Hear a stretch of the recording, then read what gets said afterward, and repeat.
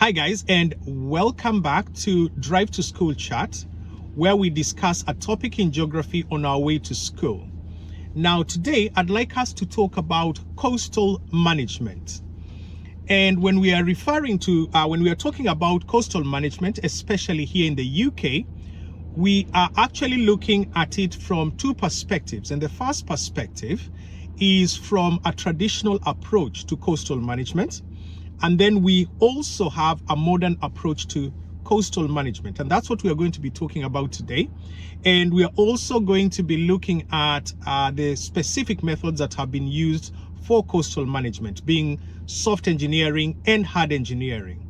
So the first thing that is really important to consider when talking about coastal management is cost-benefit analysis. Now, obviously, we cannot protect the entire coastline, because if we did that, it would be too expensive. And so before the government can make a decision about whether they are going to protect a particular area of coastline or not, they do a cost-benefit analysis. And they weigh up the cost of protecting that particular section of coastline versus the benefit. So the benefit would be considered in terms of, say, the infrastructure that is in that area, or the value of the land and infrastructure that is in that area. For example, if you have housing, for example, in an area, if you have, say, a gas terminal on a coastline, if you have tourist resorts on a coastline, then it would mean that that's quite a valuable area, and therefore is an area that is worth protecting.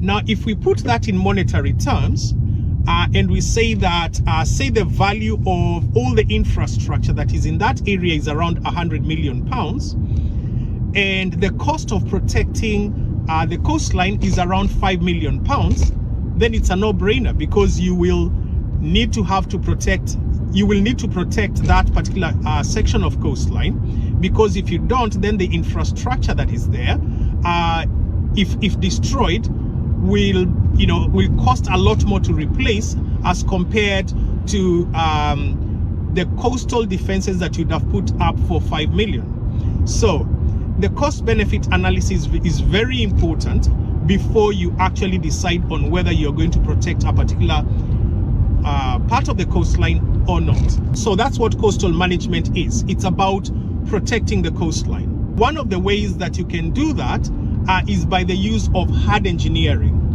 And hard engineering is where you are using physical structures that you have built to stop coastal erosion. And we are going to look at a couple of those methods of hard engineering. And the first one is a seawall.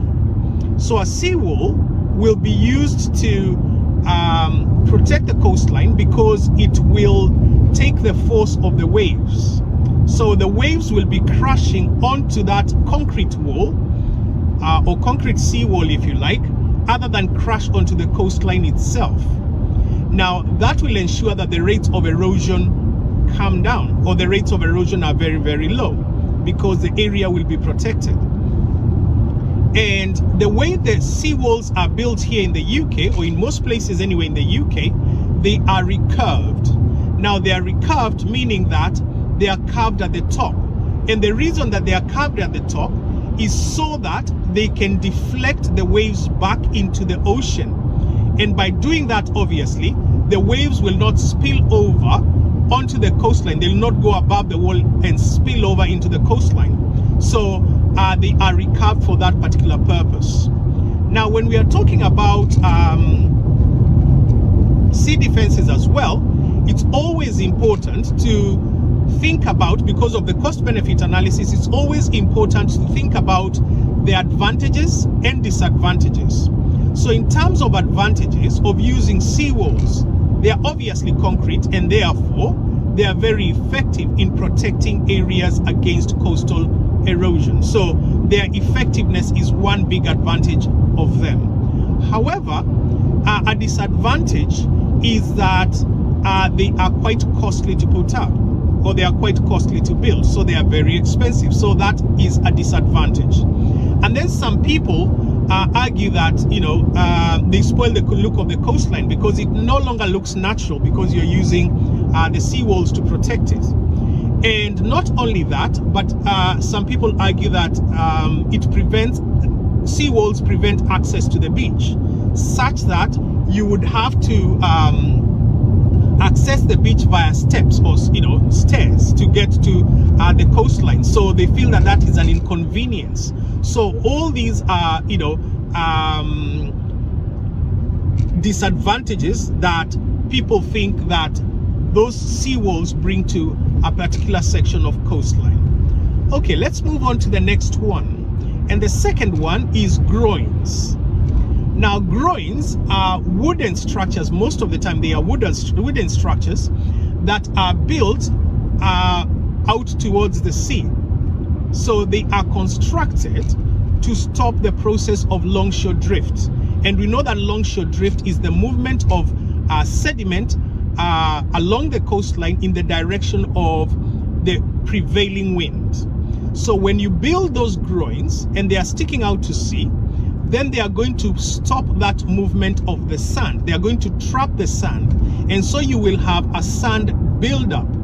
And the good thing about having a sand buildup is that the beach is your first line of defense. It is your basic protection from coastal erosion, and that's because the waves will be slowed down by the beach initially, and therefore having a wide sandy beach is very important. And that's why those groins are normally put into place, because they can then ensure that that beach is present to slow down that force or power of the waves. Now, that, however, can create problems elsewhere. But let's talk about, first of all, the advantages. So what are the advantages of using groins to protect the coastline? So groins are very effective because they will trap the sand, and that sand will then protect the coastline because it will, it will absorb some of the energy of the waves. And then the other thing is, if it's a tourist resort, for example, then having a beach there means that that's a tourist attraction, or it's a visitor attraction, which then means that you're encouraging tourism in an area, but by ensuring that you have a nice beach that people can go to visit and relax in. Okay, so that's another advantage. Okay, so let's move on to disadvantages then. Again, they are not natural. Okay, they look they look out of place because they do not fit in with the landscape. That's one disadvantage. And then another disadvantage is that they could be in the way of people who are trying to enjoy the beach, or even, some people prefer, some people like to run along the beach in the morning or in the evenings, or or in the afternoon. So if they're trying to do that, then it's going to be difficult if you have groins in the way. So that's another disadvantage.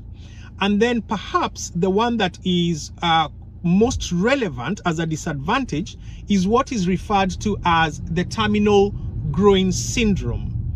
And that means that if you use groins to protect a particular part of coastline, then it means that all of that sediment or sand is going to be trapped on that particular section of coastline.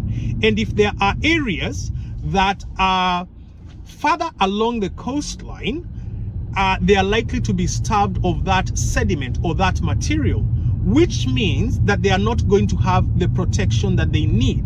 So the terminal groin syndrome is where putting up groins in one section of coastline can cause more erosion in another part of the coastline further along that particular section of coastline. So that's what the terminal groin syndrome is, and it's a disadvantage, obviously. Okay, so those are two. So seawalls, groins, and then the third one is rock armor, or what is also referred to as riprap. Now, rock armor is basically very big rocks that are placed on the coast to slow down or to absorb the power of the waves. So you have huge boulders. Now, those huge boulders are placed one on top of each other, one on top of the other rather, and they obviously are going to, they have air spaces in between them. They have spaces in between them, if you like. And those spaces in between them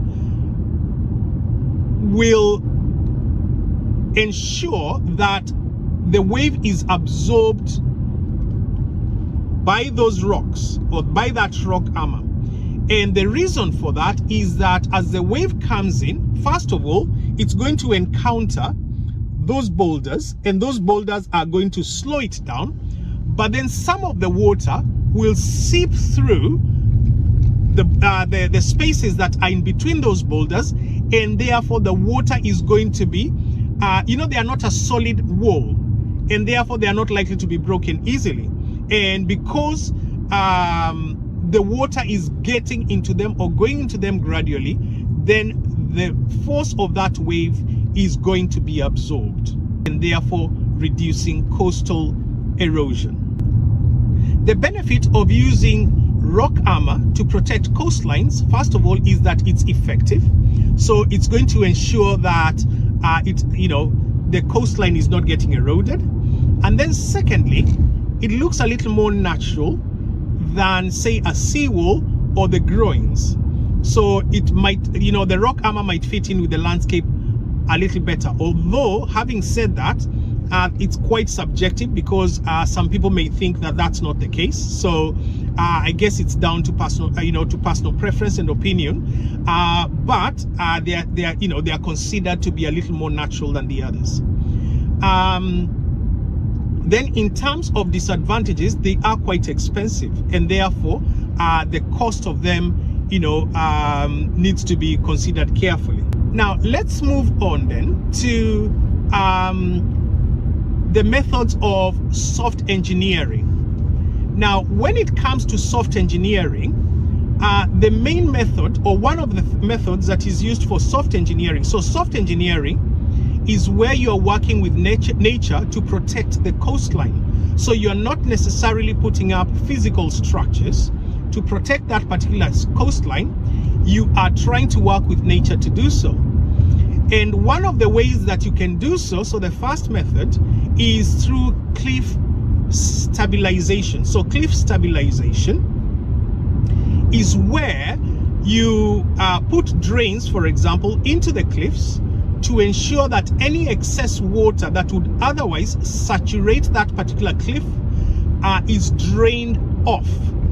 Now, this is this is especially in areas where you get rotational slumping or rotational slips, and that's where you have a more permeable layer of rock sitting on a less permeable layer of rock below, which then means that if you have a lot of rainfall, then the top layer, which is more permeable, gets saturated, because the soil, the soil will soak in that water very quickly, or the soil will infiltrate and permeate that water very quickly.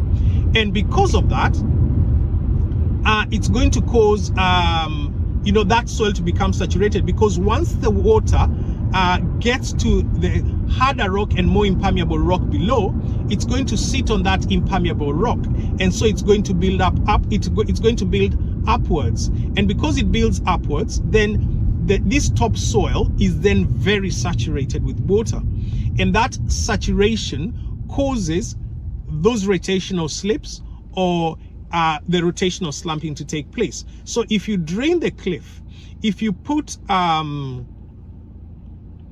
pipes into those cliffs and just drain the water away, then that means they don't get saturated, and by doing so you reduce that slumping or rotational slips.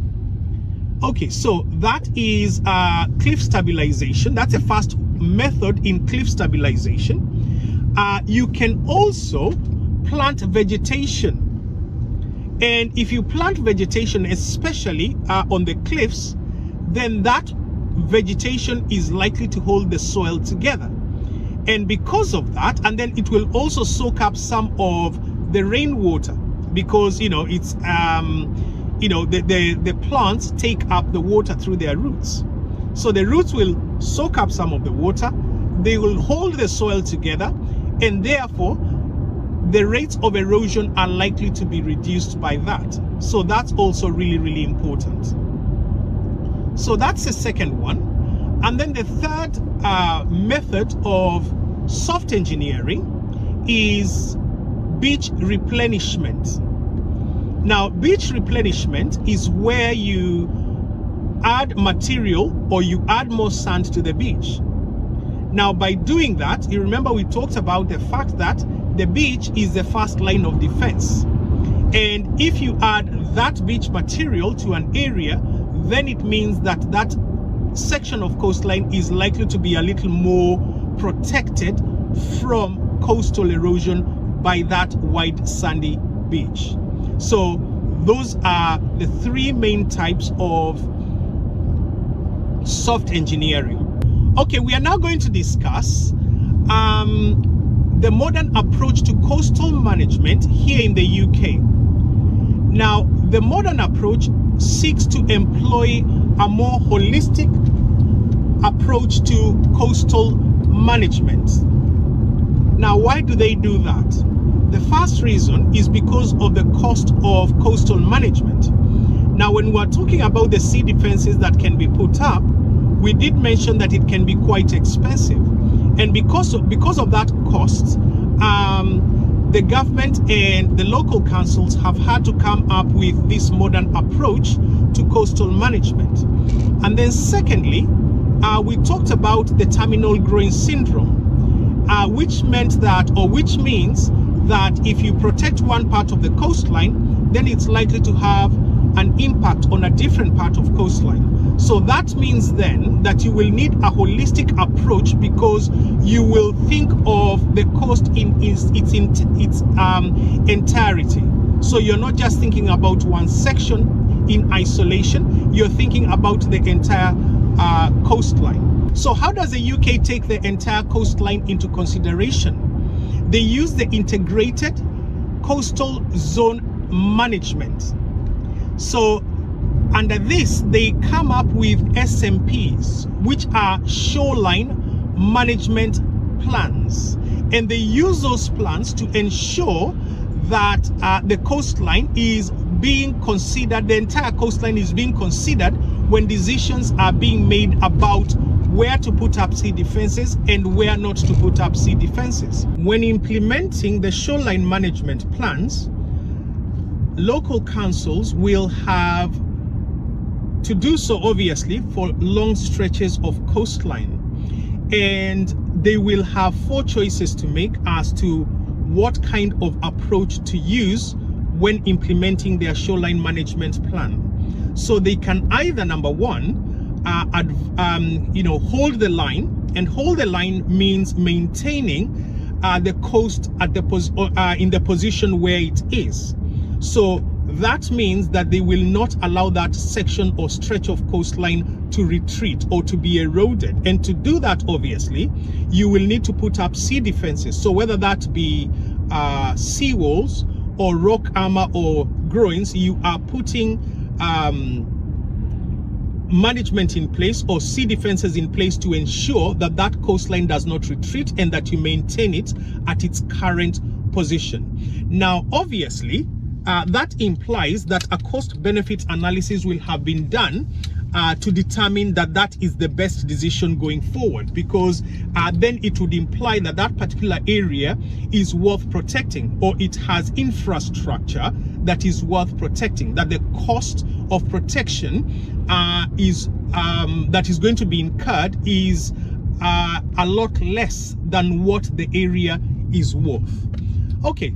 Then the second choice they could make is to use advance the line. Now, advance the line is where you extend the coastline. So you extend it from where it is out to sea. So you're extending the shoreline, basically. That's what you're doing. And that obviously is likely to be very expensive, because this is not just necessarily just using sea defenses. You are doing what is referred to as land reclamation, so to speak. So you are reclaiming parts of the sea and extending the land out to sea. Now, in some countries such as Japan, this has been done, and that is obviously due to the fact that there's what you would refer to as a shortage of land in Japan, because it's a small country. They have they have a sizable population, and they would like to have more land, and so they extend it out to sea. So they reclaim the sea and have that coastline stretching out further out. They are stretching out their shoreline. Okay, so that is advancing the line. Now, that is not necessarily, advancing the line is not necessarily that common here in the UK, because it can be very, very expensive. Okay, what is the next strategy then? The third strategy that local councils could use is what is referred to as strategic realignment or strategic retreat, and it's also referred to as managed retreat. And this is where you allow the coastline to come inland. Now, it's in places where it has been deemed unsustainable to continue protecting those particular areas, and in fact, in some areas you're likely to have some of the sea defenses that are in that particular area being breached or being broken, so to speak, so that the sea can be allowed to flow inwards, inland rather. Now, what then will happen to residents, if there are any residents? Now, first of all, a cost-benefit analysis will have been done, obviously, and to determine that this actually is the best way forward.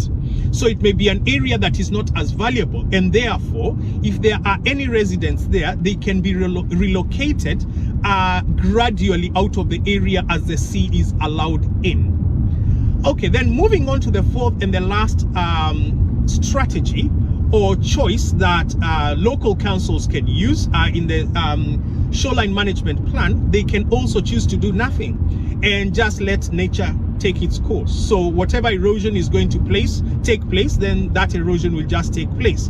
And obviously, again, that is in areas that may not be worth protecting. So those are the four main ways in which SMPs can be implemented. Okay, so what have we talked about today? We have discussed traditional approaches and modern approaches to coastal management. We have also talked about hard engineering methods. So we talked about seawalls, we talked about rock armor, we talked about groins, and then we talked about soft engineering methods, so cliff stabilization, planting vegetation was the second one we talked about under soft engineering, and we also talked about beach replenishment. Then we talked about the modern approach, which involves the use of the integrated coastal zone management schemes here in the UK, which are implemented through shoreline management plans or SMPs, and that's what we have just finished with. So choices to be made there, again, we can talk through them quickly. The choices to be made: either hold the line, advance the line, or managed realignment or retreat, and then finally just doing nothing. Okay, thank you very much for joining me in this journey towards excellent exam results and in this journey to school today. If you have a topic that you'd like us to discuss on the way to school, please do let me know in the comment section below, and we'll be sure to discuss it one of these fine mornings on our way to school. All the best, and see you again soon. Bye-bye.